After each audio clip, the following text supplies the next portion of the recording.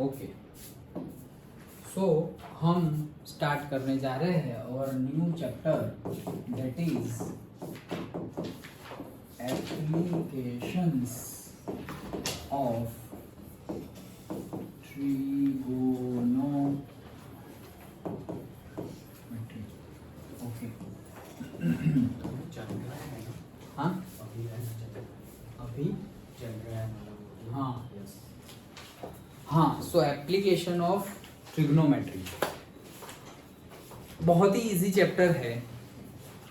Condition apply पहली condition, application आने के लिए ट्रिग्नोमेट्री आना चाहिए।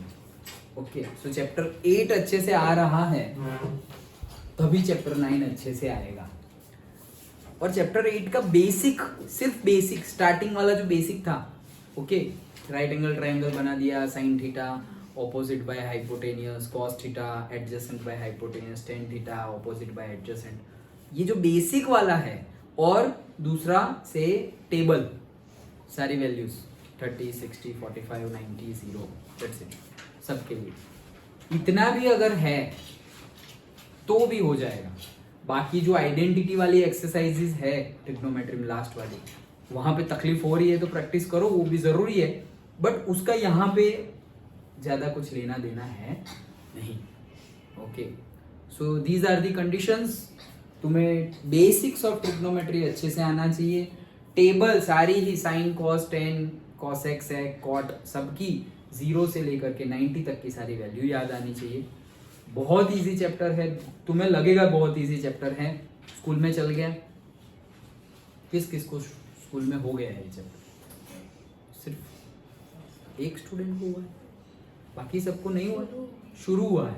ओके ओके ओके, इजी है ना निर्भय? इजी है ना? ओके, शुरू तुम्हें शुरू हुआ है, इजी है ना? क्यों ऐसे ऐसे ऐसे नहीं? हाँ सर, थोड़ा क्वेश्चन पढ़ना पड़ता है। हाँ कोई बात नहीं, प्रैक्टिस से हो जाएगा। स्टार्ट करते हैं हम। तो applications of trigonometry, page number कौन सा है पुरानी बुक में? आ गया, चलो। एप्लीकेशन नहीं है, सम एप्लीकेशंस ऑफ ट्रिग्नोमेट्री। अच्छा, some applications of trigonometry. Okay, starting में हमें जो देखना है वो केस सिंपल इंट्रोडक्शन है। इंट्रोडक्शन तो हमने पढ़ लिया।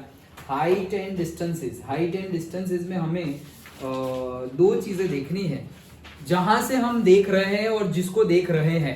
ओके, जैसे कि मैं यहाँ से तुम लोगों को देख रहा हूँ, तो जैसे मैं यहाँ से दिशा को देख रहा हूँ, तो मेरी आंखों से लेकर के दिशा तक की अगर मैं लाइन ड्रॉ कर दूं ऐसे, ओके, तो वो हो जाएगी मेरी लाइन ऑफ साइट। साइट मतलब देखना, हमने बायोलॉजी में अभी पढ़ ही रहे हैं। Okay, so line of site. अगर मैं ये साइड सपोज शिव जी को देख रहा हूँ, सो ये मेरी लाइन ऑफ साइट हो जाएगी एट अ पर्टिकुलर एंगल। यही साइड देख रहा हूँ लेकिन ऐसे देख रहा हूँ तो अच्छे से नहीं दिखेंगे, क्योंकि वो लाइन नीचे देख रहा हूँ मैं, तो एग्जैक्टली ऐसे ऊपर।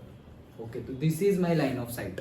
मतलब कि मैं यहाँ पे ग्राउंड पे खड़ा हूँ और यहाँ पे ऐसी टॉल बिल्डिंग है, ओके, टेम्पल है सपोज, और टेम्पल का ये ऊपर फ्लैग है, तो मैं आंखों से ये फ्लैग को देख रहा हूँ, तो ये जो लाइन बनेगी, this is what, this is line of site. Simple है। लाइन ऑफ साइट मतलब क्या? हमारी आंखों से तुम जिसको देख रहे हो वहां तक की सीधी लाइन, सीधी लाइन, वो है लाइन ऑफ साइट। अगर मैं टेम्पल के टॉप को देख रहा हूं तो ये लाइन ऑफ साइट है, मैं टेम्पल के बॉटम को देख रहा हूं तो ये लाइन ऑफ साइट है, और मैं सीधा टेम्पल को देख रहा हूं तो ये लाइन ऑफ साइट है। सिंपल लाइन ऑफ साइट, ज्यादा कुछ यूज नहीं आएगा, ये दिया हुआ है इसलिए मैं तुम्हें बता रहा हूं। लाइन ऑफ साइट समझ में आ गया। फिर होता है दो चीजें, क्या दो चीजें? Angle of elevation and angle of depression. दो एंगल है, अच्छे से समझ लो। एक होता है angle of elevation. So angle of elevation मतलब क्या? तुम ऊपर देख रहे हो ना, तो एंगल ऑफ एलिवेशन बनेगा। सिंपल वर्ड में बता दे रहा हूं तो इजीली समझ में आ जाएगा, क्योंकि समझना ही इंपॉर्टेंट है। इसके बेस पे कोई न्यूमेरिकल नहीं है, न्यूमेरिकल में स्टेटमेंट आएगा द एंगल ऑफ एलिवेशन। कुछ भी घुमा फिरा के लिखा हुआ है। एंगल ऑफ एलिवेशन मतलब क्या? नीचे से ऊपर की तरफ हम जब देख रहे हैं तब बनने वाला एंगल। एंगल ऑफ एलिवेशन मतलब तुम ऊपर देख रहे हो, और एंगल ऑफ डिप्रेशन मतलब तुम नीचे देख रहे हो। अभी हम सेकंड फ्लोर पे है, तो एंगल ऑफ एलिवेशन में बोलूँ कि तुम से मून आ गया होगा, अगर ओके, आ तो गया होगा, शायद दिखेगा नहीं, होता तो है, हमें दिखता नहीं है दिन में भी। ओके, सो से मून को देख रहे हो सपोज, या कोई टॉल बिल्डिंग को देख रहे हो, तो वो क्या हो जाएगा, एंगल ऑफ एलिवेशन। और हम सेकंड फ्लोर पे है और हम रोड को देख रहे हैं, तो वो क्या हो जाएगा, एंगल ऑफ डिप्रेशन। मतलब कि ये, और वो हमेशा हॉरिजॉन्टल के साथ बनेगा। हॉरिजॉन्टल मतलब ग्राउंड नहीं, हॉरिजॉन्टल लाइन। हॉरिजॉन्टल मतलब जनरली हम ग्राउंड ले लेते हैं, बट नॉट ऑलवेज। ओके, तो सपोज मैं यहाँ, ये मैं हूँ, ये जो खड़ी लाइन है वो सपोज मैं हूँ। ओके, तो यहाँ से मैं, ये सपोज क्या है, टावर है। ओके, ये टावर की टॉप को देख रहा हूँ, और टावर पे यहाँ पर और कुछ, ये टावर का फुट है और ये टॉप है। ओके, तो मैं यहाँ से टावर की टॉप को देख रहा हूँ, तो ये हॉरिजॉन्टल के साथ जो एंगल बन रहा है, this is my angle of elevation से 30 degree. So angle of elevation is 30 degree horizontal के साथ। मतलब मैं जहाँ से, यहाँ से मैं टावर को ऐसे देख रहा हूँ, लेकिन ऐसे सीधे देखता तो ऐसी लाइन थी, और मैं ऊपर देख रहा हूँ, तो ये और ये जो लाइन है वो मेरा क्या है, वो इनके बीच में जो एंगल बनता है वो है मेरा एंगल ऑफ एलिवेशन। सिंपल। और जब मैं नीचे देखता हूँ, मतलब कि मैं अब ये फुट ऑफ द टावर को देख रहा हूँ, मतलब and foot of the tower, तो मैं यहाँ से कहाँ देखूंगा, ऐसे नीचे देखूंगा। देन तो नीचे देख रहा हूं, तब भी ये जो एंगल बनता है, that is the angle of depression.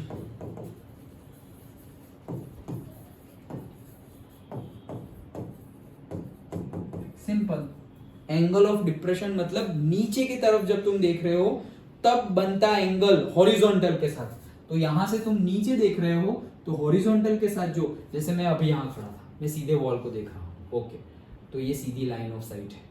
अब मैं सीधे ना देख करके, ये सीधा ऐसे है, ओके, इतना यहाँ ऐसे, अब मैं सीधा ना देख के सीलिंग की टॉप को, सीलिंग को देख रहा हूँ, तो मैंने यहाँ देखा, तो ये लाइन ऑफ साइट और ये लाइन ऑफ साइट के बीच में जो एंगल बना, this is the angle of elevation. और अब लाइन ऑफ साइट मेरी सीधी की यही है, अब मैं ये वॉल जो है उसके एंड को, उसके लेग को और उसके फुट को देख रहा हूँ, वॉल के सामने वाली जो वॉल है उसके, तो मुझे ऐसे नीचे देखना पड़ेगा। सो मेरी लाइन ऑफ साइट होगी ये ऐसे, तो ये सीधी लाइन हॉरिजॉन्टल, और ये जहां पे मैं देख रहा हूँ वो लाइन ऑफ साइट, उसके बीच में जो एंगल बन रहा है, that is the angle of depression. एक ही जगह से एंगल ऑफ एलिवेशन और एंगल ऑफ डिप्रेशन। कई लोग क्या मतलब याद रखेंगे, नीचे से जो देख रहे हैं एंगल ऑफ एलिवेशन, ऊपर से जो नीचे देखते हैं एंगल ऑफ डिप्रेशन। नहीं, देखो मैं एक ही जगह पे खड़ा हूं, लेकिन ऊपर देख रहा हूं तब एंगल ऑफ एलिवेशन, और नीचे देख रहा हूं तब एंगल ऑफ डिप्रेशन। समझ में आ गया? पक्का? बस यही था अब न्यूमेरिकल स्टार्ट। क्या देखा हमने? Line of site, angle of elevation and angle of depression, that's it, और कुछ नहीं। डन? चलो तो स्टार्ट करते हैं। श्री गणेश। ओके, सो से न्यूमेरिकल नंबर, और कुछ है मुझे देख लेंगे, नहीं कुछ नहीं है। चलो देखो, ये न्यूमेरिकल में एक्सरसाइज 9.1 देख रहे हैं हम।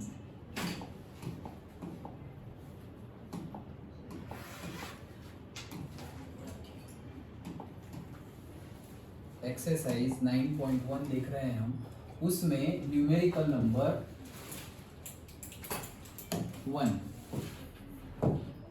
क्या बोल रहा है? न्यूमेरिकल नंबर 1 देखते हैं। देखो यहाँ पे सबसे इंपॉर्टेंट है, सबसे इंपॉर्टेंट फिगर बनाना। फिगर सही बन गई, ऐसे न्यूमेरिकल से ऐसे एक चुटकी बन गई है, वैसे ही बन जाएगा। ओके, देखो क्या बोल रहा है। A circus artist is climbing a 20 metre long rope.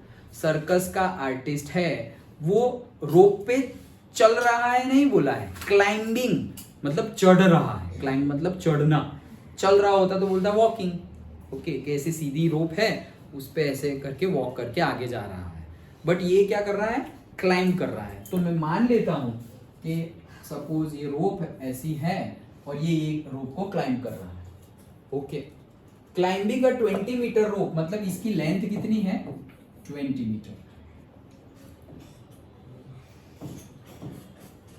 20 metre इसकी लेंथ है रोप, विच इज टाइटली स्ट्रेच्ड। भाई एकदम टाइटली स्ट्रेच्ड है, मतलब यहाँ पे ऐसे चलना होगा या चढ़ना होगा तो टाइटली होना चाहिए ना, ऐसे थोड़ा स्लैक होगा उसके अंदर तो कैसे गिर जाएंगे भाई, तो एकदम टाइटली स्ट्रेच्ड रखना पड़ेगा। मतलब ऐसे वो जैसे गिटार का वायर कैसे आता है, टंग टंग बोलता है, एकदम टाइटली होता है, वैसे टाइटली स्ट्रेच्ड। ओके, ऑब्वियस है वो तो। And tied from the top of a vertical pole to the ground, मतलब यहाँ पर एक वर्टिकल पोल है, उसके टॉप पर उसको टाई कर दिया गया है। सिंपल सिंपल फिगर बन गई। Find the height of the pole, मतलब ये जो पोल है, ये मेरा पोल है, पोल मतलब खंभा, ये जो मेरा पोल है उसकी हाइट, नहीं कहाँ गया, हाँ, find the height of the pole if the angle made by the rope, देखो अब यहीं पे है, the angle made by the rope with the ground, यहाँ पे कुछ भी नहीं बोला है angle of elevation, angle of depression, wording में बोला है angle made by the rope with the ground level is 30 degree, तो यही एंगल होगा ना obviously, angle made by the rope with the ground. Okay done, ये हमारी फिगर बन गई। और हमें पूछा क्या है कि पोल की हाइट कितनी होगी, दैट्स इट। तो खत्म, न्यूमेरिकल यहीं पे खत्म। क्या करना है यहाँ पे, कुछ भी नहीं करना है, मतलब कुछ तो करना पड़ेगा। क्या करना है हमें, सिर्फ और सिर्फ हाँ, हमें पहले तो राइट एंगल ट्राइंगल है, सो राइट एंगल ट्राइंगल, तो हम ट्रिग्नोमेट्री लगा सकते हैं राइट एंगल है, क्योंकि पोल तो ऐसे ऐसे कोई आड़ा टेढ़ा इंक्लाइंड पोल थोड़ी लगाए, खंबा लगा रहे तो सीधा ही लगाएंगे, तो ये 90 डिग्री है। ओके, सो हमारे पास 3 एंगल्स आते हैं, यहाँ देखो न्यू भाई, नहीं तो दूर बैठना पड़ेगा फिर। हमारे पास 3 एंगल्स आते हैं बेसिकली, 10 30 ले सकते हैं हम, ओके, देन से sin 30 भी ले सकते हैं हम cos 30 भी ले सकते हैं। ये एक्चुअली में ये सब तुम्हें लिखना नहीं है, फर्स्ट न्यूमेरिकल में तुम क्या लोगे उसके लिए मैं बता रहा हूँ। से नाम दे दिया तुमने, से ABC, जो भी नाम दे रहे हो उसको एक सेंटेंस में लिखो, let us name the triangle made by the given data is say ABC right angle at B, वैसे सेंटेंस में लिखना पड़ेगा। ओके, सो ये लिख दिया हमने। 10 30 के वैल्यू क्या होगी वो बोल रहा हूं मैं, 10 30 की वैल्यू क्या होगी इस ये ट्राइंगल पे से,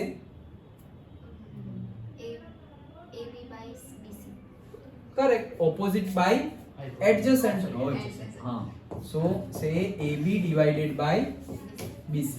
sin 30 की वैल्यू क्या होगी, AB by hypotenuse AC, and cos 30 की BC बाय AC। मुझे पोल की हाइट ढूंढनी है which is nothing but AB ही तो पोल है। तो देखो, अगर मैंने cos 30 लिया तो इसकी वैल्यू तो पता है मुझे, BC की वैल्यू पता है नहीं है, AC की वैल्यू पता है, हाँ? AC की वैल्यू पता है, हाँ पता है, ये भी पता है, तो ये मैं ले सकता हूं, तो मुझे BC मिल जाएगा। और BC ढूंढ के करूं क्या मैं, क्योंकि मुझे ऐसा नहीं, ऐसे कई न्यूमेरिकल में ऐसा बोलेंगे कि पता करो कि ये जो पोल है वो जहां पे रोप स्ट्रेच्ड है, जहां पर टाई किया है, वहां से कितना दूर है, तब हम BC फाइंड करेंगे। तो BC मिल सकता है लेकिन हमें ढूंढना नहीं है। देन 10 30 ले तो इसकी वैल्यू पता है, AB की वैल्यू नहीं पता है और BC की वैल्यू भी नहीं पता है, तो दो अननोन है तो नहीं होगा ये। sin 30 तो sin 30 पता है, AB तो हमें पता करना है, मतलब नहीं पता है, और AC पता है, सो sin 30 यूज कर लेंगे। सो sin 30, ओके, अब मैं वापस नहीं लिख रहा, तो sin 30 की वैल्यू लावण्या याद है, 2/√3, नहीं तो 1/2, 1/2 sin 30 1/2। AB की जगह AB लिख दिया जो मुझे फाइंड करना है, और AC की वैल्यू क्या है 20। ओके, सो क्या करेंगे, क्रॉस मल्टीप्लाई कर लेंगे, so 20 into 1 divided by 2 is equals to AB। Therefore ये हो जाएगा 10, AB is equals to say 10 metre. That's it, numerical completed. बस इतना ही है। ये तो 8 चैप्टर से भी ज्यादा ही। हाँ, अगर एक्चुअल में देखा जाए तो 8 चैप्टर से कंपैरिजन में 9th चैप्टर इजी है। क्यों? क्योंकि 8 चैप्टर में स्टूडेंट को ज्यादा प्रैक्टिस की जरूरत कहाँ है, लास्ट एक्सरसाइज में। और उससे पहले वाला सब कुछ यही है, right angle triangle, opposite, hypotenuse, adjacent, उसी के बेस पे न्यूमेरिकल्स है पूरे पूरे 9 चैप्टर में। तो बहुत इजी है, बहुत इजी है। ओके डन, ये हो गया हमारा न्यूमेरिकल नंबर 1। जाए नेक्स्ट। ओके समझ में आ गया सबको? चलो नेक्स्ट।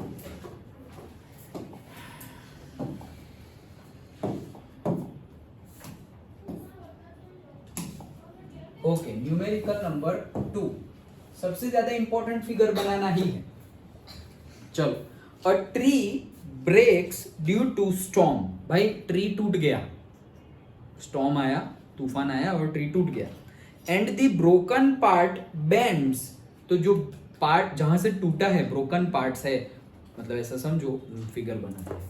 ये मेरा ऐसे, अभी मैं पूरा पेड़ नहीं बनाऊंगा क्योंकि हमें पेड़ नहीं करना है, हमें सपोज ये मेरा पेड़ है, ट्री।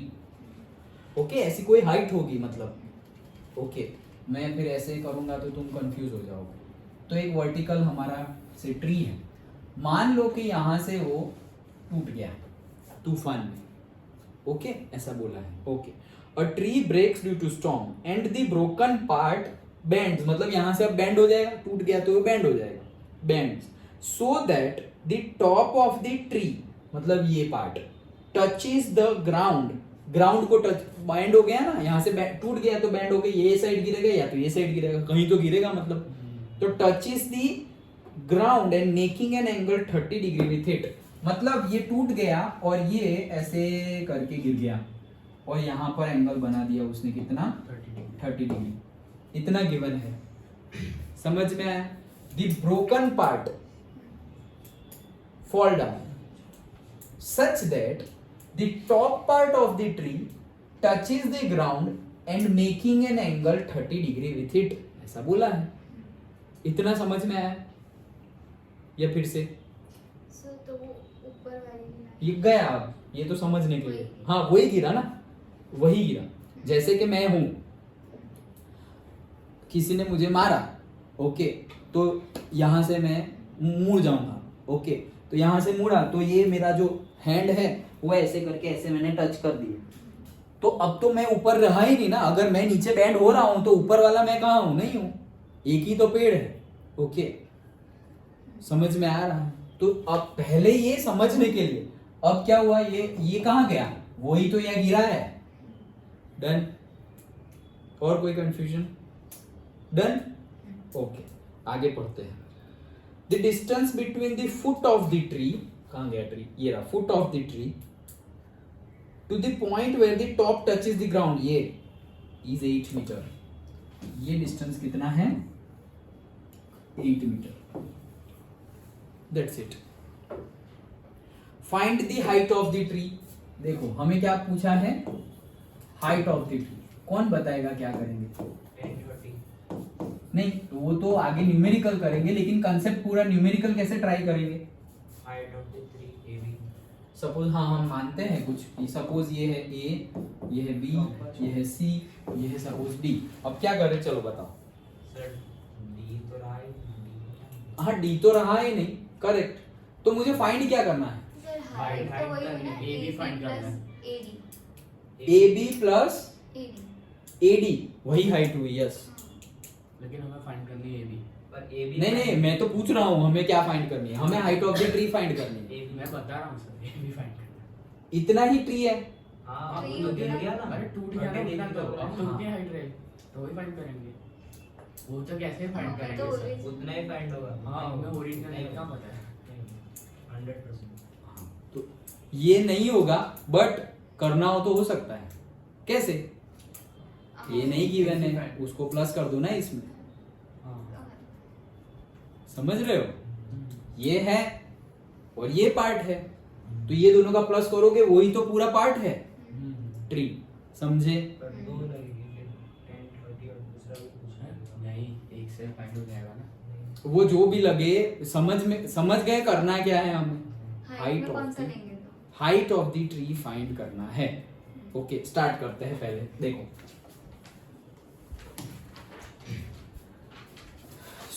सबसे पहले ये 8 मीटर है मेरे पास, ये 30 है, तो मैं लगाऊंगा, क्या लगाऊंगा, से cos 30 लगा दूं, तो एडजेसेंट tan 30 लगा दूं तो मुझे AB मिल जाएगा।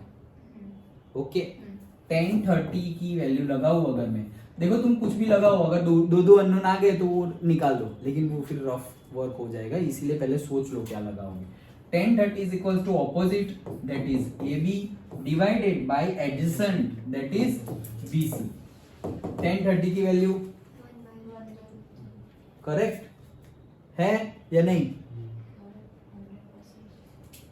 100% बोला तो 1/√3 is equals to AB जो हमें नहीं पता है और BC which is 8, therefore AB is equals to 8/√3। Done. Okay, अगर मुझे AC फाइंड करना हो, मतलब ये अभी की हाइट है, current height of the tree after breaking down, that is 8/√3। Before that, before the storm came and break down the tree, उससे पहले की टोटल हाइट, तो हम cos 30 लगा देते हैं। cos 30 is equals to adjacent, that is BC, and hypotenuse, that is AC, therefore AC is equals to BC upon AC, BC upon cos 30, cos 30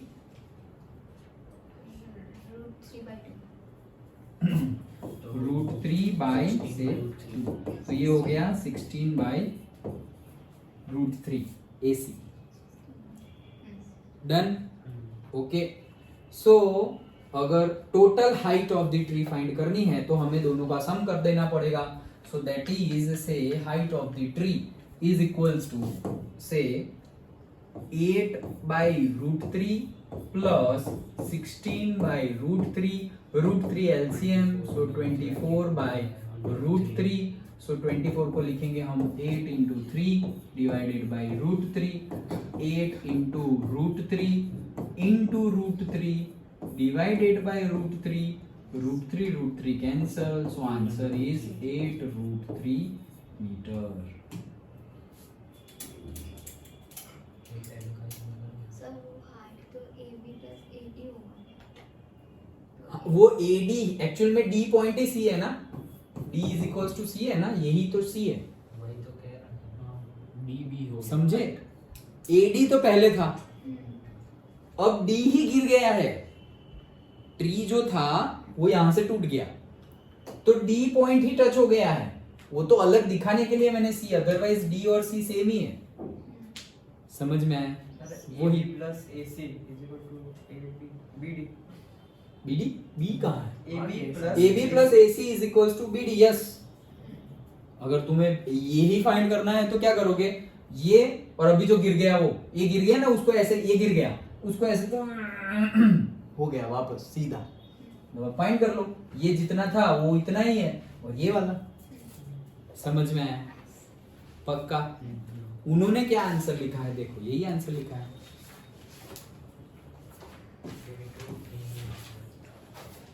एक आगे ओके, तो मतलब हमें कौन सी हाइट पूछी है उनको क्लैरिफाई करना चाहिए था कि भाई टूट गया उसके बाद की हाइट चाहिए या टोटल हाइट जो पहले से थी वो चाहिए, बट हमने एज्यूम कर लिया कि वो लोग वही मांग रहे होंगे तो हमने टोटल कर दिया। अगर वो पूछे कि height of the tree after the storm, तो आफ्टर द स्टॉर्म क्या हो गया, सिर्फ और सिर्फ AB, तो AB तो हमने फाइंड किया ना, ये रहा 8/√3, that is the answer. Before the storm तो ये टोटल थी 8√3। समझ में आया? सिंपल। क्या किया हमने, पहले AB फाइंड किया, फिर AC फाइंड किया, फिर दोनों का सम किया, हाइट ऑफ द ट्री मिल गई। सिंपल है, वेरी सिंपल, राइट? इजी है ना? मजा, थोड़ा उत्साह लाओ। ओके, उत्साह मतलब enthusiasm. Okay,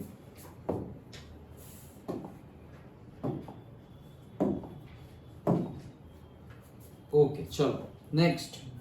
A contractor plans to install 2 slides for children to play in a park।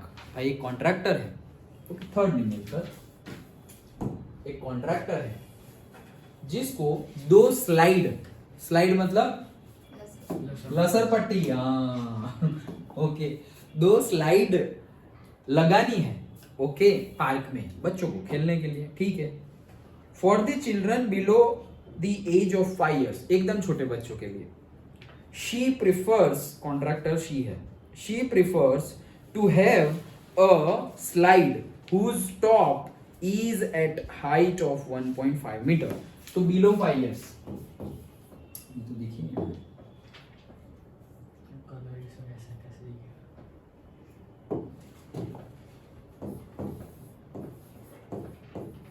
Below 5 years के बच्चों के लिए कैसा है, ये ग्राउंड है और ये टॉप ऑफ द स्लाइड की हाइट क्या है, फिर से पढ़ता हूं हम। She prefers to have a slide, ऐसी slide whose top is at height of 1.5 metre, तो यही 1.5 हुआ, गलती से लेंथ 1.5 मत निकाल देना, उसकी हाइट, हाइट मतलब वर्टिकली, उसकी लेंथ बोला होता तो हम स्लाइड की दे देते, okay. So 1.5 metre and is inclined at an angle of 30 degree to the ground, मतलब ये आ गया एंड दिस इज से 30 डिग्री, दैट्स इट, ये है मेरी स्लाइड।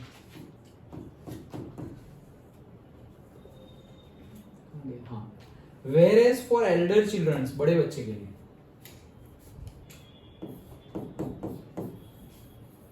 for elders के लिए she wants to have a steep slide at a height of 3 meter, मतलब अब थोड़े 3 मीटर है, स्टीप मतलब ढलान ज्यादा है, ओके, और at an angle inclined at 60 degree to the ground.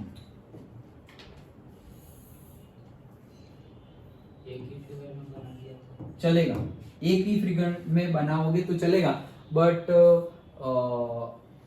एक ही फिगर में 2-2 स्लाइड तो होंगे नहीं ना, तो जस्ट एज्यूमिंग, शायद हो भी सकते हैं, ऐसा कुछ नहीं है, अभी तो डिफरेंट टाइप के वो होते हैं क्या, एम्यूजमेंट पार्क, ऐसे ही एक स्लाइड है, जैसे वाटर पार्क में नहीं होता, पहले से ऊपर जाओ तो यहाँ से एक स्लाइड है, निकल गए, और ऊपर जाना हो तो वहीं से सीढ़ी चढ़ के ऊपर जाओ, फिर ऊपर से गिरे, वाटर पार्क में होता है ऐसा, ओके। तो जनरली डिफरेंट हम बनाएंगे, तो ये स्टीपर बना दिया है, देखो, तो विद द ग्राउंड हम 30 एंड 60, तो गलती से भी तुम ये एंगल ऑफ डिप्रेशन मत ले लेना, बिलो 5 years वाले, अरे वो तुम कहाँ, छोड़ो अभी वो न्यूमेरिकल पे आ जाओ, okay. 60 degree, what should be the length of the slide in each case, दोनों केस में हमें लेंथ फाइंड करनी है, लेंथ, दोनों केस में लेंथ फाइंड, सिंपल, ये कितना सिंपल न्यूमेरिकल है, क्या करेंगे, यहाँ पर कौन सा लगाएंगे, साइन कॉस या टेन, रुको कौन बताएगा, रियांक तुम बताओ, यहाँ पे मुझे स्लाइड फाइंड करना है, तो मैं साइन लगाऊं, कॉस लगाऊं या टेन लगाऊं, स्लाइड की लेंथ वो बोलेगा, साइन का लगा, साइन लगा कर देखो, कॉस लगा कर देखो माइंड में, 10 लगा कर देखो, एंगल गिवन है, ये 1.5 मीटर गिवन है, क्या लगाएंगे, साइन लगाएंगे, चलो साइन लगाएंगे, यहाँ पे क्या लगाएंगे, हिमांशु तुम बताओ, साइन लगाएंगे, चलो साइन लगाते हैं, sine 30 is equal to opposite, इसको नाम दे दो, हाँ भाई, देखो ऐसे ही मत गिन देना, नाम लिखने हैं तुम्हें, सेंटेंस भी लिखना है और नाम भी देने हैं, say sine 30 is equal to say AB divided by AC, opposite by hypotenuse, और मुझे AC फाइंड करना है, so that will be say AB divided by sine 30, AB की लेंथ है मेरी 1.5 मीटर, उसको मैं 15 लिख रहा हूँ और नीचे 10 लिख दिया, एंड साइन 30 की वैल्यू क्या होगी लावण्या, 1/2, वेरी गुड, ओके, 1/2, सो 2 ऊपर चला जाएगा क्योंकि नीचे था इसलिए, ओके, तो 30 divided by 10 is equals to say 3 metre, इसकी लेंथ कितनी होगी, 3 metre, then say PQR, again sine 60 लगाएंगे, तो sine 60 is equals to say PQ divided by PR, opposite by hypotenuse, therefore P to R ढूंढना है is equals to PQ divided by sin 60. PQ है 3, sin 60 की value निर्भय। सही कह रहे हो। हाँ √3/2 वेरी। तो √3/2, ये 2 ऊपर चला जाएगा, सो 6/√3। इसको भी थोड़ा सिंप्लीफाई कर दे तो 2 × 3 6 डिवाइड बाई √3। इसको और कर दे तो 2 × √3 × √3, 3 को डबल बाय √3 का स्क्वायर होता है √3 कट, सो 2√3 मीटर। ऐसा आंसर आता है, देखो। हाँ यही ओके ये भी स्टेप लिखा है 2 × √3 हाँ ना, मतलब तुम डायरेक्ट भी ऐसा है तो तुम डायरेक्ट भी 2√3 लिख सकते, ये स्टेप तुम कैंसिल कर सकते हो, तो 1 सेकंड भी नहीं लगेगा शायद। 3 की वैल्यू रखनी पड़ेगी। नहीं, उतना डिटेल में हम नहीं जाएंगे। √3 आए तो √3 लिखो, √2 आए तो √2 लिखो, 1.41 1.73 लिखने की जरूरत ये चैप्टर में नहीं है। फिर आगे हम सरफेस एरिया, वॉल्यूम, सिलेंडर वो सब गिनेंगे, उसमें पाई है 22/7 और से 3.14, वहाँ पे कुछ √3 कुछ आ गया तो वो करना पड़ेगा।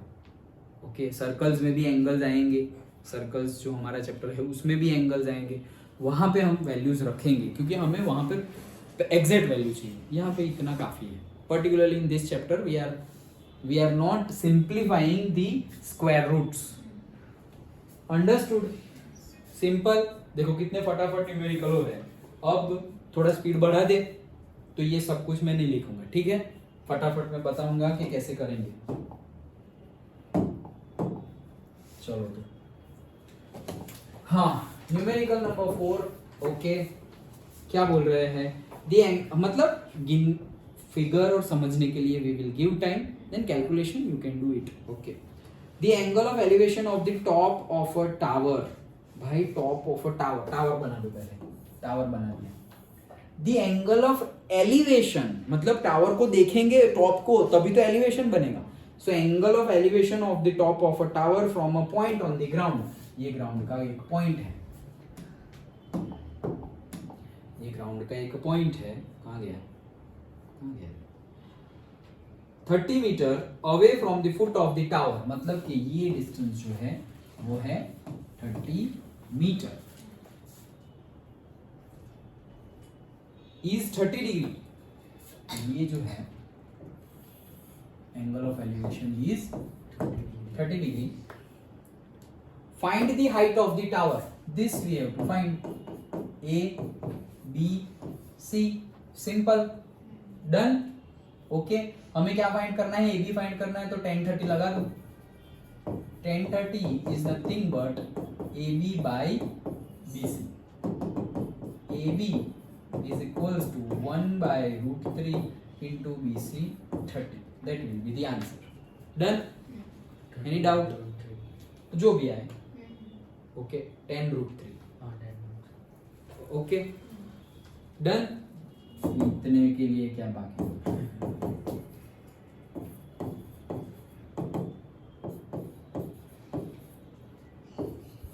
डन। ओके, चलो next 5th।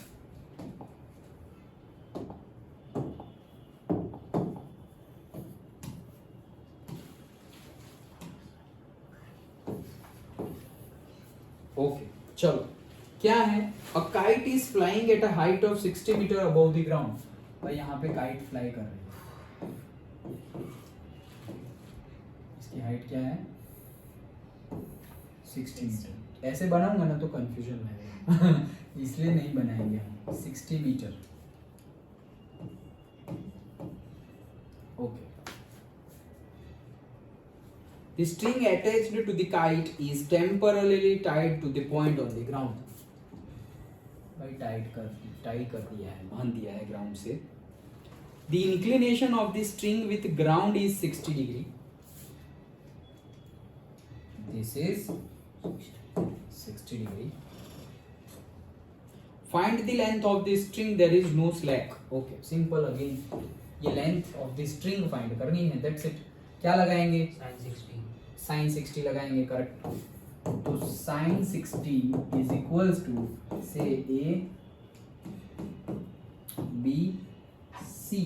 Sin 60 is equals to opposite, that is AB divided by hypotenuse, that is AC.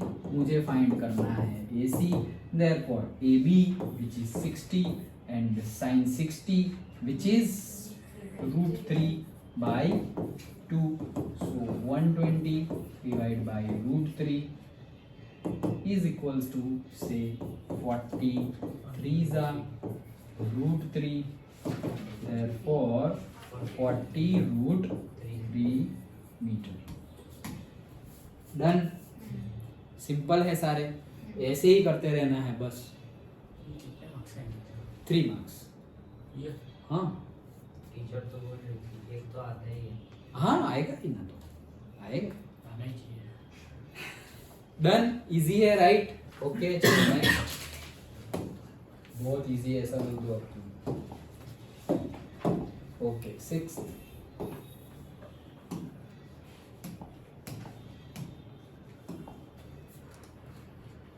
A 1.5 meter tall boy, suppose ये ग्राउंड है, कितना है 1.5 मीटर. ये टॉल बॉय है, 1.5 मीटर टॉल बॉय है. Is standing at some distance from 30 metre tall building. मतलब यहाँ पर हमारी कोई बिल्डिंग है जिसकी हाइट हमें गिवन है 30 मीटर एट सम डिस्टेंस. मतलब डिस्टेंस हमें नहीं पता है. Okay. The angle of elevation from his eyes to the top of the building.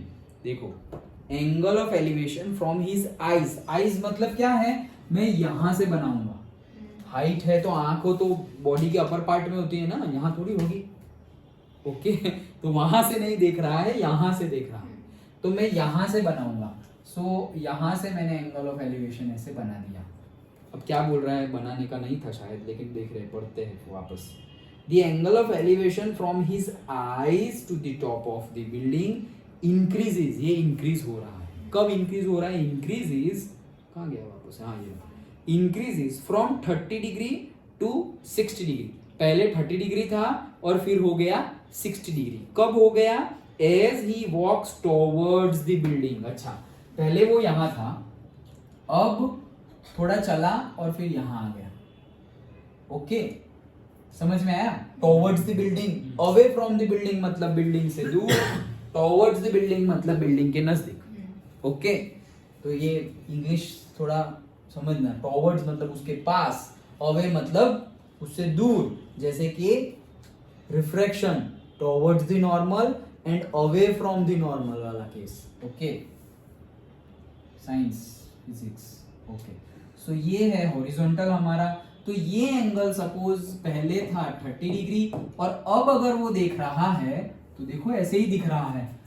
अभी पहले ऐसे देख रहे थे और अगर तुम वही जगह पर देख रहे हो तो जैसे नजदीक जाओगे तो तुम्हें ऐसे देखना पड़ेगा. तो एंगल बढ़ गया है ना.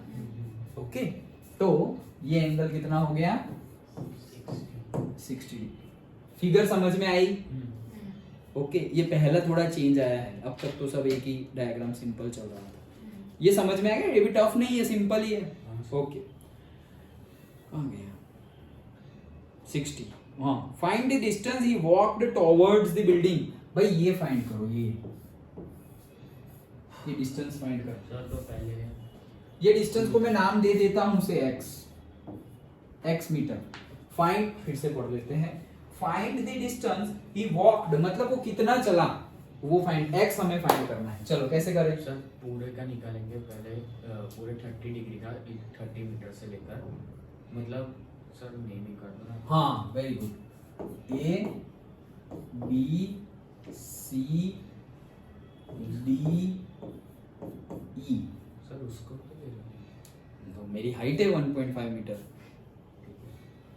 तो सर पहले ए बी डी को ट्रायंगल लेते ए बी डी को ट्रायंगल लेते हैं तो क्या ले ए बी हाँ मतलब ए बी डी ट्रायंगल लिया अब उसमें क्या करें 10 in triangle A B D मतलब ए बी डी नहीं लिखेंगे हम ए डी बी लिखेंगे 90 डिग्री बीच में रखना है ए डी बी ओके क्या बोल रहे हो 1030 क्या हो जाएगा बोलो फटाफट A D by B D अब आगे 1030 तो रखोगे ए डी की वैल्यू क्या है 30 मीटर नहीं तो ए डी नहीं है 30 मीटर 30 मीटर क्या है वो तो एडी की वैल्यू किसकी एडी वही तो बोल रहा है एई की वैल्यू ए की वैल्यू है पूरे टावर की वैल्यू है 30 मीटर सर मतलब Minus मैंने जब किया था मतलब स्कूल में तो उसमें 1.5 मीटर बाद में प्लस कर दिया था तो मतलब नीचे कैसे नहीं वो वैसे याद नहीं रखना है लॉजिकली जाओ हमें क्या बोला है वो जो टावर है वो बिल्डिंग है जो टावर है व्हाटएवर टावर है या बिल्डिंग है जो भी हो टावर है तो टावर जो है उसकी हाइट 30 मीटर है तो भाई टावर भी ग्राउंड पे है और हम भी ग्राउंड पे ही है ओके तो ये 1.5 मीटर है तो 30 क्या है 28 this A is equals to 30 metre है तो ए डी कितना होगा 30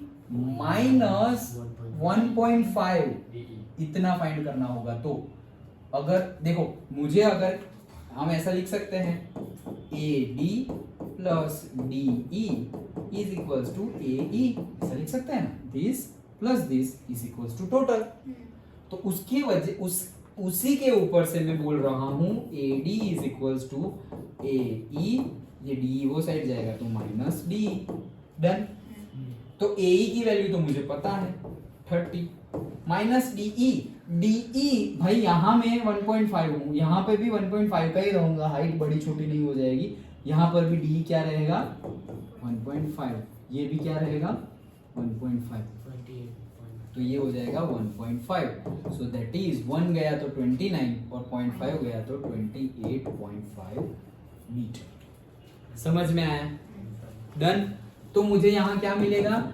1030 इज इक्वल टू से 1/√3 AD की वैल्यू मुझे मिल गई है 28.5 divided by BD therefore I got the answer of से BD B कहाँ गया ये रहा BD मुझे क्या मिल गया BD मिल गया 28.5 into √3 BD इज इक्वल टू 28.5 into √3 मीटर ये मुझे टोटल डिस्टेंस मिल गया टोटल डिस्टेंस डन ओके अब कोई दूसरा फाइंड करते हैं क्या फाइंड करेंगे ये ले लेंगे triangle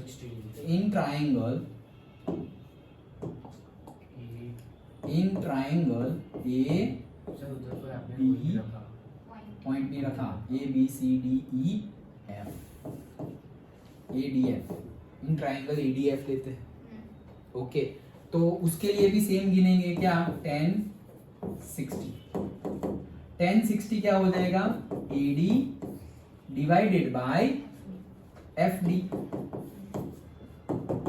so 10 FD is equals to AD तो अभी फाइंड किया हमने 28.5 divide by 1060 is equals to √3 तो मुझे क्या मिल गया FD मिल गया देखो BD भी मिल गया और FD भी मिल गया हाँ बोलो एडी की वैल्यू 28 फाइंड की ना हमने डन सो AD की वैल्यू 28.5 और 1060 की वैल्यू डाल दी तो हमें FD मिल गया क्या मिल गया FD अब देखो जैसे हमने यहाँ किया वैसे यहाँ पर भी तो कर सकते हैं कि BF जो है प्लस अगर हम FD कर देंगे मतलब this plus this is equals to total is equals to से BD डन अभी मुझे चाहिए क्या मुझे x चाहिए x मतलब क्या मुझे BF चाहिए तो मैं BF को यहीं रख दूंगा is equals to BD minus FD ये प्लस वो साइड जाएगा तो माइनस तो BD तो अभी मैंने ढूंढ लिया है 28.5 √3 माइनस FD भी अभी ढूंढा कहाँ गया ये रहा 28.5 डिवाइड बाय √3। समझ में आया? कैलकुलेशन करनी है बस। सो देयरफॉर से x is equals to 28.5 common ले लो, तो अंदर यहां कुछ बचेगा √3 -1/√3। डन? समझ में आया? आगे करो। x is equals to 28.5, LCM ले लेंगे √3, तो √3 इंटू √3 हो जाएगा 3 - 1 डिवाइडेड बाय √3। क्या किया? ये एलसीएम लिया, तो √3 एलसीएम यहाँ नहीं है तो मल्टीप्लाई करना पड़ेगा, तो √3 इंटू √3 हो जाएगा 3, यहाँ पे है तो मल्टीप्लाई नहीं करना पड़ेगा, तो -1 divide by √3। Done? Is equals to 28.5 3 - 1 2 divided by √3। Done? Rationalise कर दो, √3 मल्टीप्लाइड बाय √3। ओके, सो 28 टूजा कितना होता है? 56, तो 57 हो जाएगा, 57। ओके, और डिवाइडेड बाय 3 इंटू √3। 57/3 होता है क्या? 7 and 5, हाँ होगा ना। ओके, 3 1 जा 3 2 7 9 जा 19, so the answer is 19√3 metre.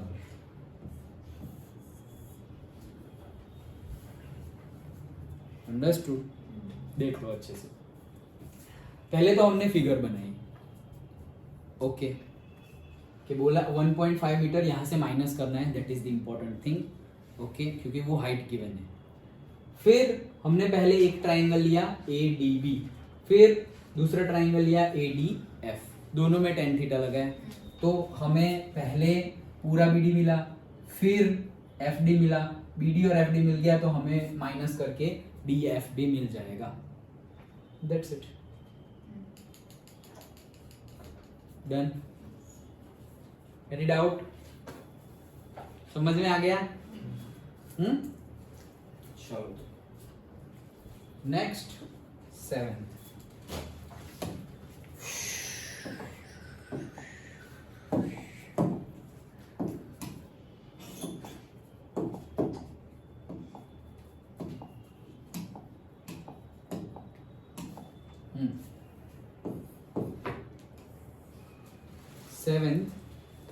From a point on the ground का एक पॉइंट है, the angle of elevation of the bottom and top of a transmission tower fixed at, देखो पॉइंट ऑन द ग्राउंड, पहले तो ground बना दो भाई, ये मेरा पॉइंट है on the ground. Done? From the point on the ground the angle of elevation, भाई एंगल ऑफ एलिवेशन ऊपर देख रहे हैं हम, angle of elevation of the bottom का भी and top of a transmission tower, भाई दोनों कैसे हो गया? होगा, देखो आगे पढ़ते हैं। Bottom of the transmission tower and top of the transmission tower, दोनों में एंगल ऑफ एलिवेशन है, fixed at the top of a 20 metre high building. मतलब कि यहां पर एक बिल्डिंग है जिसकी हाइट कितनी है? 20 मीटर, और उसके ऊपर तुम्हारा टावर है। समझ में आया? From a 20 metre high building transmission tower है। सो ये तुम्हारा ट्रांसमिशन टावर है और ये तुम्हारी 20 मीटर हाई बिल्डिंग है। अब फिर से पढ़ते हैं क्या कि from a point the angle of elevation of the bottom and top of the transmission tower, ये ट्रांसमिशन टावर का बॉटम एंड ट्रांसमिशन टावर का टॉप। डन? ओके, ये जो है वो कितना है, कहाँ गया? Bottom and top is 45 degree and 60 degree respectively. तो बॉटम है 45 डिग्री और टॉप वाला है कितना? 60 डिग्री। गलती से एक्सचेंज मत कर देना, नहीं तो आंसर नहीं आएगा। वैसे भी हम देख सकते हैं एक ही पॉइंट से है तो ये छोटा एंगल है, ये बड़ा एंगल है, तो ये 45, ये 60, और वैसे भी देखो पहले बॉटम का लिखा हुआ है प्रॉब्लम स्टेटमेंट में, फिर टॉप लिखा हुआ है, और रिस्पेक्टिवली मतलब पहले जो नंबर होगा वो बॉटम के लिए और दूसरा जो नंबर होगा वो टॉप के लिए। तो ये गिवन है। एज ही वॉक्स, नहीं ये दूसरा है वापस, हाँ, find the height of the tower, बस find the height of the tower. तो हम थोड़ा इसको अच्छे से ड्रॉ कर लेते हैं।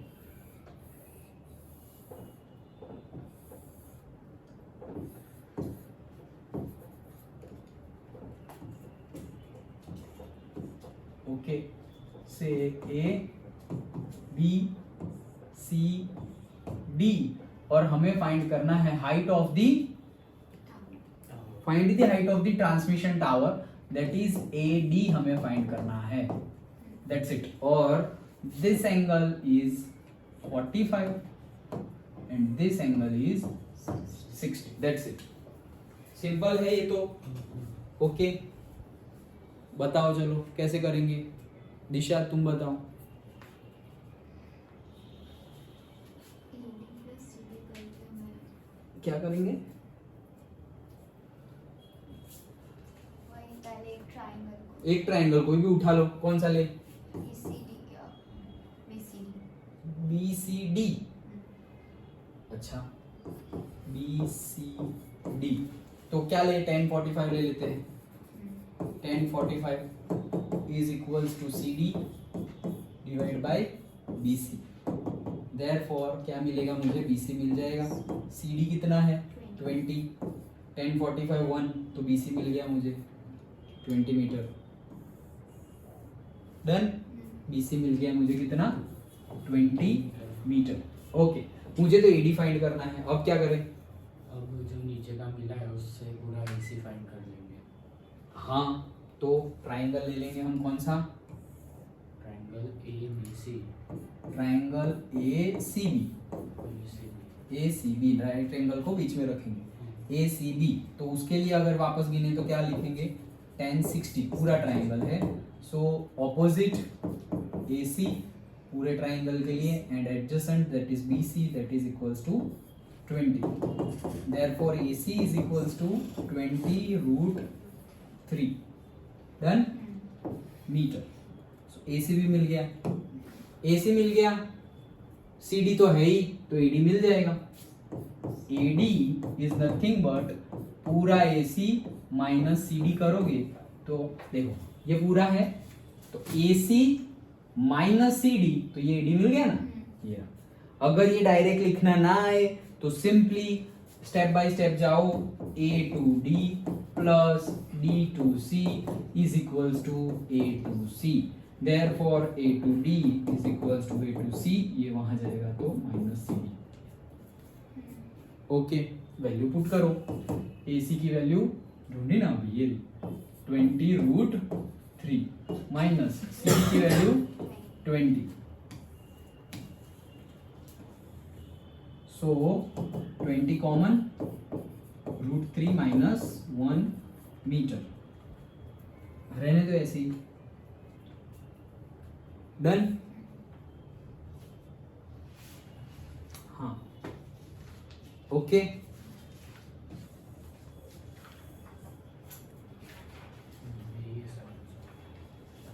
ओके, क्या किया? सिंपल ट्रायंगल लगाए दो, दैट्स इट।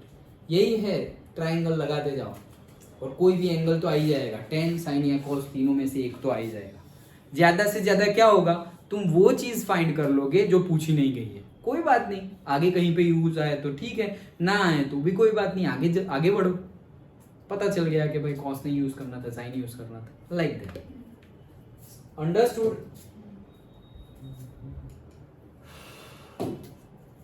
कितने हुए हमारे? 7 हो गए।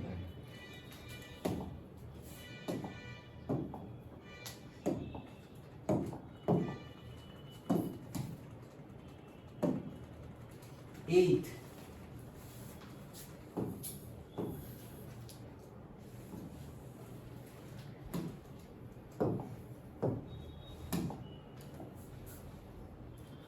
eighth, a statue 1.6 meter tall stand on the top of a pedestal. Okay, ये ग्राउंड है, ये मेरा अभी जैसे किया था वैसे ही है, ये एक पेडेस्टल है, ओके। अ स्टैचू कहाँ गया, ये a statue 1.6 metre tall stand on the pedestal, इसके ऊपर पेडेस्टल, ये पेडेस्टल है इतना और इसके ऊपर एक स्टैचू है, से ये स्टैचू है, इसकी हाइट ये हमारी स्टैचू है, इसकी हाइट गिवन है 1.6 मीटर, ये पेडेस्टल कितना है वो हमें गिवन नहीं है। A statue 1.6 metre tall stands on a top of pedestal, समझ में आ रहा है वेदांशी, रियांक, हिमांशु, आ रहा है ना? हाँ, stands on the top of the pedestal. From a point on the ground, the angle of elevation of the top of the statue is 60 degree. Suppose यहां से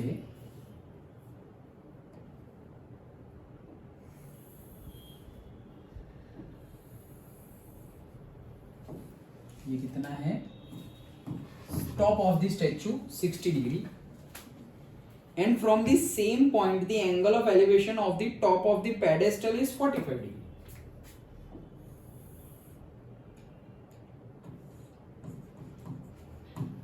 Okay. Find the height of the pedestal. Same इसके पहले जैसा ही है, same. A, B, C, D. हमें find क्या करना है, BD फाइंड करना है।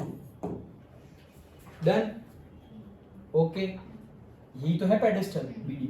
तो क्या करेंगे, ट्राइंगल कोई भी ले लो पहले से, ABD ABC ले लिया, तो ABC में क्या करेंगे, tan 60, ABC मतलब पूरा, तो tan 60 इज इक्वल्स टू से A to B divided by B to C।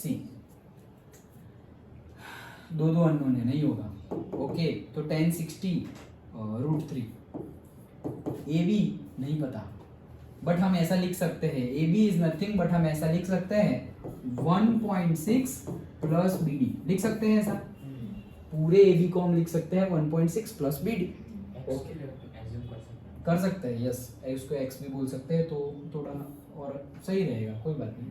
Then BC, इसके आगे हम नहीं जा सकते क्योंकि दोनों वैल्यू हमारे पास नहीं है, छोड़ दो वहीं पे।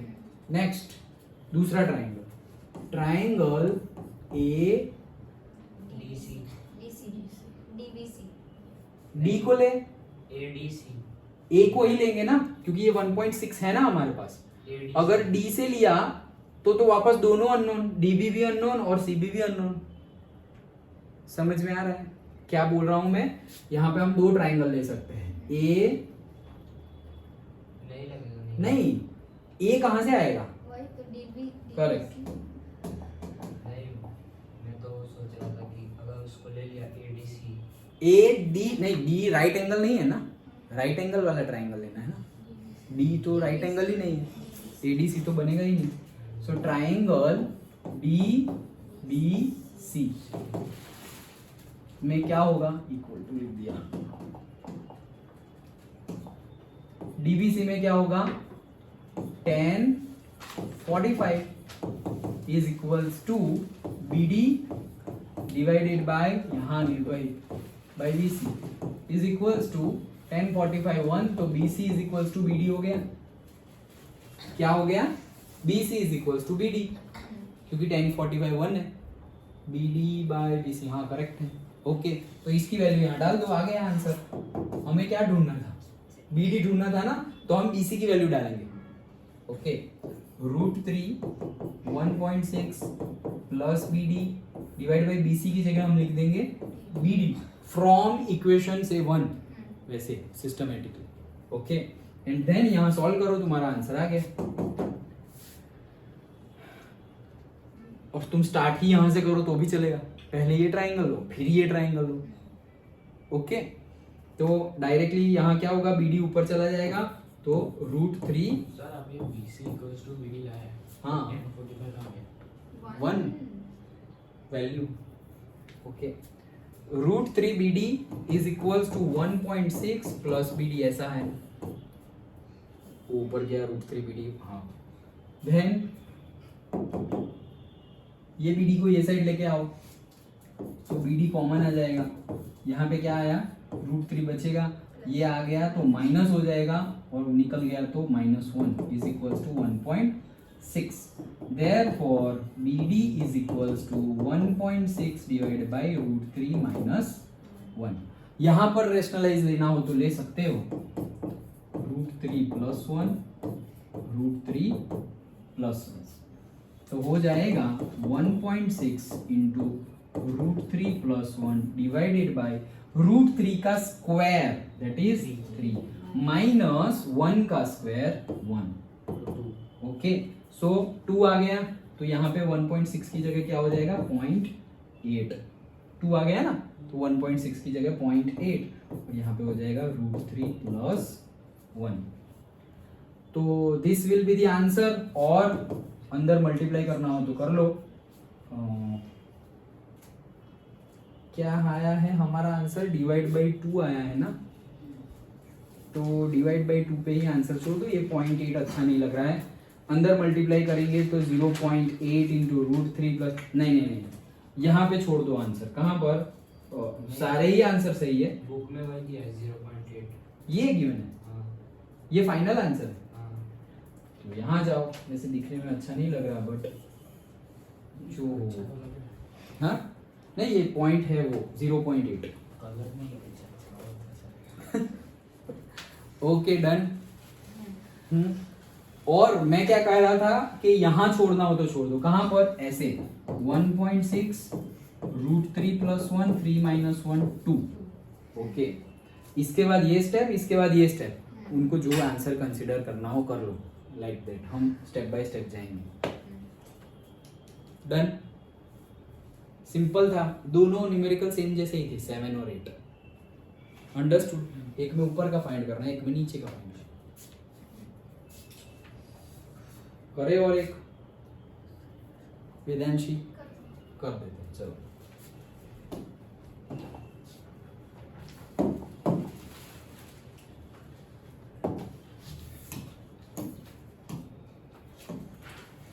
कौन सा है 9.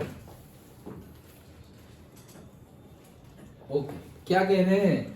The angle of elevation of the top of the building. भाई बिल्डिंग को देखना है उसके टॉप को देखना है. From the foot of the tower. लो दो चीजें हैं. यहाँ पर बिल्डिंग है और यहाँ पर टावर है. ये ग्राउंड है. क्या बोल रहे हैं फिर से. The angle of elevation of the top of the building मतलब टॉप ऑफ द बिल्डिंग का. ये बिल्डिंग है. ये हमारी बिल्डिंग है और ये हमारा टावर है. ओके टावर छोटा है कोई बात नहीं. देखते हैं क्या बनता है. The angle of elevation of the top of a building from the foot of the tower is 30 degree. मतलब मैं यहाँ से अगर ऐसे देख रहा हूँ टॉप को तो वो कितना है 30 डिग्री. इतना समझ में है. आगे पढ़ते हैं. कहाँ गया 9th. And the angle of elevation of the top of the tower. नहीं. And the angle of elevation of the top of the tower from the foot of the building. Tower को बड़ा करो यार. अभी इधर से इधर ऐसे बना. अब ऐसे फुट ऑफ द बिल्डिंग से. ओके तो यहाँ से ऐसे देख रहा है. B से B. ये कितना है अब नीचे के टावर की हाइट कितनी है 60 डिग्री. अब पूछेंगे. If the tower is 50 meter high. ये given है 50 meter. तो बिल्डिंग की हाइट पूछेंगे. Find the height of the building. Okay इसको रहने दो. B A T P Q P T B A B T. हाँ हो जाएगा. चलो कुछ नहीं करना है. पीटीबी का निकाल. ट्राइंगल से A B T ले लेते हैं. 10, 60. A B T में क्या ले लेंगे हम 10 30 ले लेते हैं. 10, 60.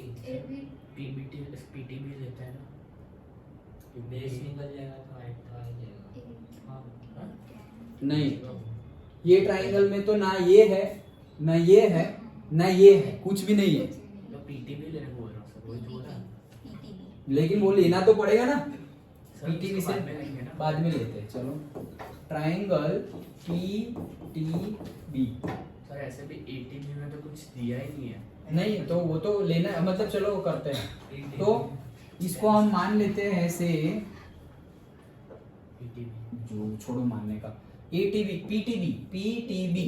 ओके, क्या लेंगे, हमारे पास क्या है पीटीबी में 60 है और ऑपोजिट है, 10 तो ये ढूंढ लेते हैं, हाँ 10 ढूंढ लेते हैं। Okay 10 10 60 is equals to PT divided by TB और BT, whatever, opposite by adjacent। तो मुझे चाहिए BT, TB, BT, PT 50 10 60 √3, that's it। मिल गया TB BT जो भी बोलो, डन। ओके, अब आगे बढ़ते हैं। यहां पर ABT में 10 30 is equals to AB by TB। So AB मिल जाएगा मुझे, TB क्या है 50 √3 into 1 by √3। AB is equals to TB की जगह मैंने उसकी वैल्यू रख दी, 10 30 की वैल्यू रख दी, तो क्या मिल गया मुझे, AB मिल गया। AB ही ढूंढना था, बात खत्म।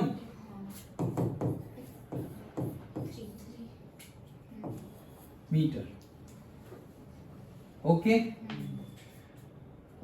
और 16 पॉइंट लिखना हो तो वो भी लिख सकते हो, जो भी कर दो तुम 50/3, 16 पॉइंट जो भी आए, ओके वो भी लिख सकते हो। ओके, और करना है कितना होगा 9, मुझे देखने में ऐसे फटाफट हो जाएगा क्या, हो ही जाएगा, कर दे या जाना है, कर दे। 11 हो गया है, वेदांशी की बर्थडे है तो वेदांशी बोल रही है तो कर दे।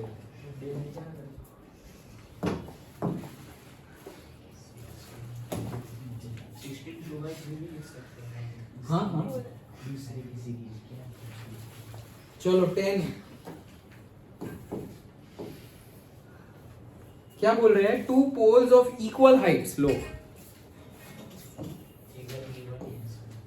इवन है,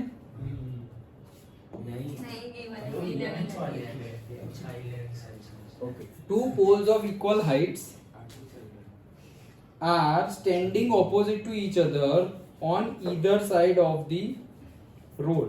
मतलब कि एक रोड है, ये बीच में रोड है, रोड के वो साइड भी एक खंबा है और रोड के ये साइड भी एक खंबा है, खंबा पोल, वो हेरा फेरी वाला खंबा नहीं। कहाँ गया 10th वाला, हाँ।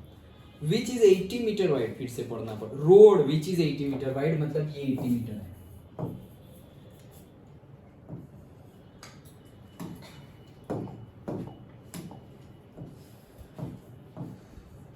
डन, फिर से पढ़ ले एक बार।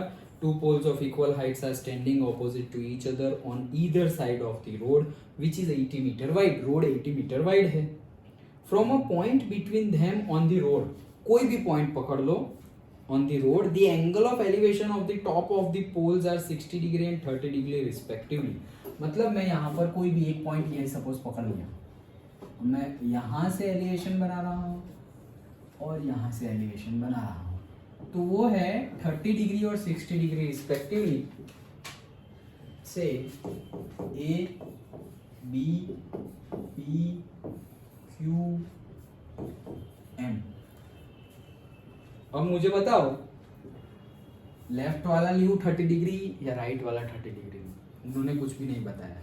लेफ्ट वाला 60, राइट वाला 30 रिस्पेक्टिवली है ना, फर्स्ट नहीं रिस्पेक्टिवली कहाँ है, नहीं लिखा है, रिस्पेक्टिवली तो लिखा है लेकिन ऐसा कुछ नहीं लिखा है, सिर्फ पोल्स बोला है। कौन सा पोल, ऐसा नहीं बोला है, कौन सा पोल। ये वाला 50 होगा, ये वाला 60 होगा। हाँ, कौन सा वाला क्या होगा, ये 30, ये 60। ये 30 होगा हाँ और ये 60 होगा, हाँ। श्योर, वही मैं भी कह रहा हूँ। तुम भी वही कह रहे हो। ये 30 होगा हाँ। और ये 60 होगा, ऐसा ही बोल रहे हो, सब लोग वही बोल रहे हो।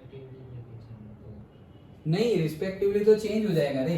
जितना दूर होगा उतना है। हाँ, वो कंसेप्ट समझना है। सर, जितना ऐसा समझो, पास में ये जाएगा, पॉइंट उतना मैंने देखना सपोज पड़ेगा। यहाँ ले लिया, अब बताओ, अब भी वही लूँ क्या? नहीं, हाँ अभी भी वही है। अब नहीं सर, गलत हो जाएगा वैसे ही लेंगे। जितना पास में नहीं, आएगा नहीं। उतना वो। अगर तुम यहाँ ऊपर लेना 30 और पड़ेगा। यहाँ 60 बोल रहे हो और तुम यहाँ 30 और यहाँ 60 बोल रहे हो तो गलत हो जाएगा, सेम नहीं ले सकते। इस साइड वाला 60 होगा, इस साइड वाला 30 होगा। तो मतलब कि तुमने पॉइंट कहाँ लिया है उसके ऊपर डिपेंड वो है। पोल्स के टूवर्ड जाओगे तो एंगल बढ़ेगा। हाँ, that concept you have to remember. Sir, हाँ, बंद हो गया।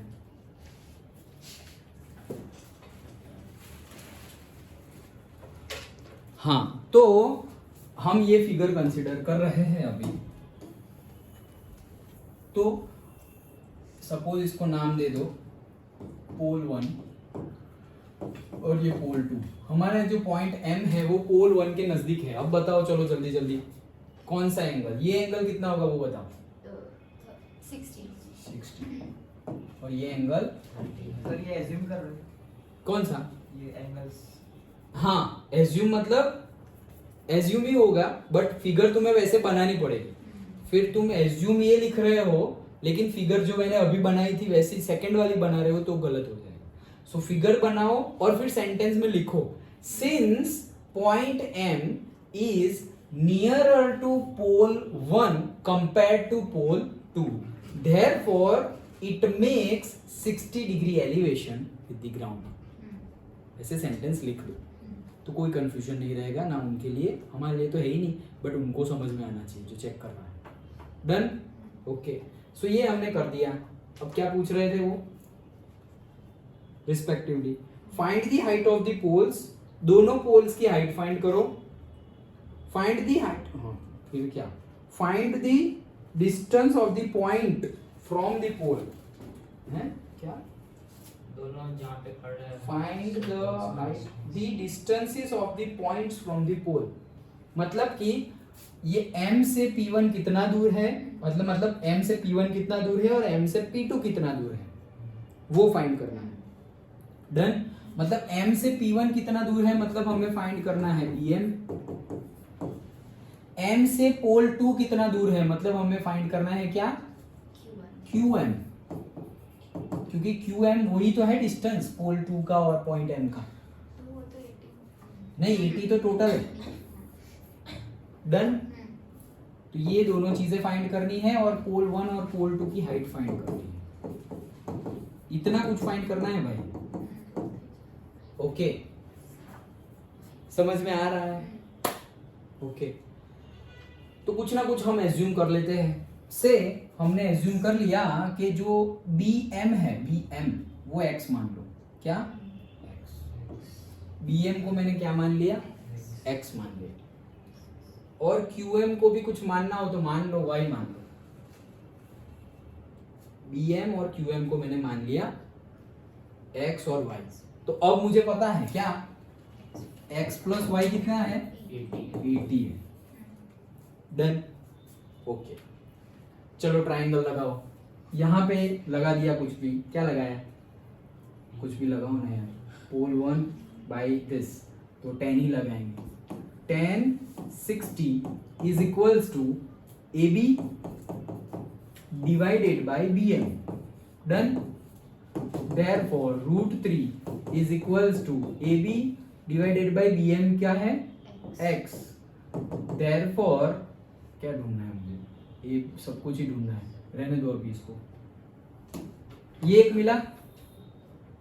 डन? नेक्स्ट ये वाला आ जाओ। तो 10 30 is equals to PQ divided by QM. 1 by root 3 is equals to PQ divided by QM, that is Y. QM क्या है? y Y है।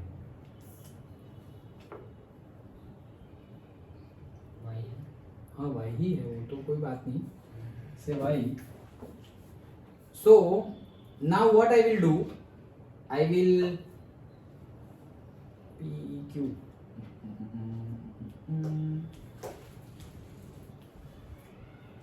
हाँ, तो हम वैल्यूज डालेंगे, किसकी वैल्यू डालेंगे, और तो कुछ ले नहीं सकते, दैट्स इट, खत्म हो गया है यहाँ पर। ओके, तो हम क्या करेंगे, हम वैल्यूज डालेंगे, y की सपोज वैल्यू डाल दी मैंने, y की वैल्यू आ गई 80 माइनस एक्स, 1/√3, y यहाँ आ जाएगा तो उसका वैल्यू क्या हो जाएगा 80 minus x is equals to P Q. Done, y ऊपर गया 80 minus x, 80 minus x, okay done. 80 minus x divide by √3 is equals to P Q. तो भाई हमें इक्वल लेंथ बोला था ना, क्या अलग अलग, two poles of equal height, तो मतलब P1 और P2 तो सेम है भाई, समझ में आया, two poles of equal height, तो जो पोल 1 है वही पोल 2 है, मतलब कि जो AB है वही क्या है, PQ है, BC नहीं AB है वही PQ है। ओके, सो ये हमें मिल गया। अब यहां से क्या है, AB is nothing but √3x, और यहां से PQ इज दिस, और अब हमने बोल दिया AB और PQ तो सेम है, तो उनकी वैल्यू भी सेम कर देते हैं हम, that is √3x is equals to 80 minus x divide by √3, multiply कर लो, 3 हो जाएगा ये, x is equals to 80 minus x, x को ये साइड ले आओ तो प्लस हो जाएगा, 3x plus x 4x is equals to 80, therefore x is equals to 20। तो x मिल गया 20 और x 20 मिल गया, तो y is equals to 80 minus 20 60। Okay, so this is 20 and this is 60। तो हमने और AB फाइंड करना था। ओके, सो √3 x की वैल्यू है 20, सो पोल की हाइट है 20 √3 मीटर। सो पोल, दोनों पोल की हाइट है 20 √3 metre, then pole 1 is 20 metre away from that point and pole 2 is 60 metre away from point M। Done, समझ में आया? तो यहां पर हमें इक्वेशन सॉल्व करने की जरूरत पड़ गई। Okay, understood. ये चैप्टर मैंने 4th चैप्टर जब स्टार्ट किया था तभी बताया था कि ये आता ही रहेगा, मतलब जब तक मैथ्स आएगा ना, तब तक, जब तक मैथ्स मतलब सिर्फ मैथ्स नहीं, फिजिक्स भी। ओके तो जब तक मैथ्स फिजिक्स आएगा, न्यूमेरिकल्स आएंगे, तब तक इक्वेशंस आते रहेंगे। So you should know how to solve the equations, मतलब वो 2-3 मेथड जो हमने पढ़ी, graphical, substitution, elimination, cross multiplication थी, वो निकल गई है, बट इतनी आनी चाहिए अच्छे से। ओके, डन, कोई डाउट? डन। ओके, तो हमने 10 न्यूमेरिकल्स आज डिस्कस किए, फिर 5 है, 16 वाला निकल गया है और 15 तक है, तो 5 न्यूमेरिकल बचते हैं। With that our chapter will be completed. क्या पेजेस? तो पहले का 11 क्लास 11 का इसमें ही है, इसलिए 10 न्यूमेरिकल से होती है तो पेजेस के 18 आ रहे हैं। ऐसे ऐसे क्वेश्चन निर्भय को बहुत होते हैं।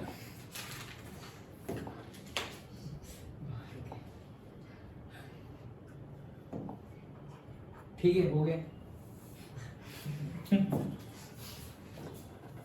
ओके, चलो।